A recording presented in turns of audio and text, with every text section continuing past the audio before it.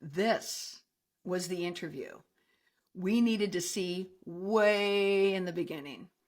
Prince Harry sat down for 60 minutes speaking to Anderson Cooper, someone who is also not unfamiliar with tragedy and grief, for his first US interview. It was a good choice.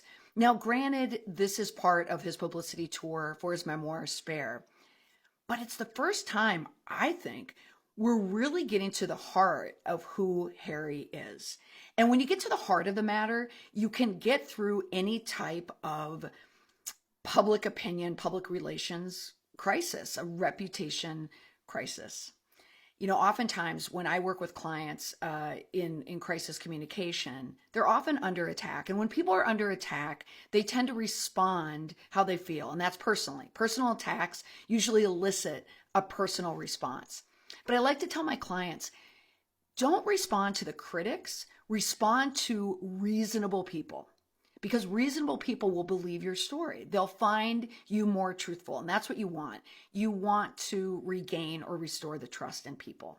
I think what we saw last night in 60 Minutes, and we'll probably see this in more interviews, but last night we watched Prince Harry, but who we saw was a 12-year-old boy who is clearly still traumatized from his mother, Diana's death.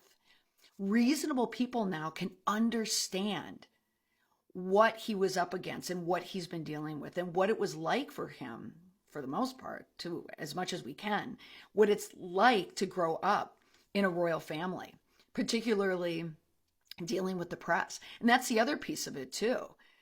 The press is on notice. I mean, we're really getting a sense of how they broker stories within the royal family. And if you happen to be watching The Crown on Netflix at the same time, like me, it's very, very interesting to see the machinations and what happens behind the scenes. So I've always said I'm not anti-Harry and Meghan, pro-Harry and Meghan, anti-royal family, whatever. I'm just a casual observer, but I enjoy watching what is happening from a communication point of view. And so if there's any takeaway from this, it's speak your story, speak your truth, and speak to the reasonable people. Ignore the critics and speak to the people who understand.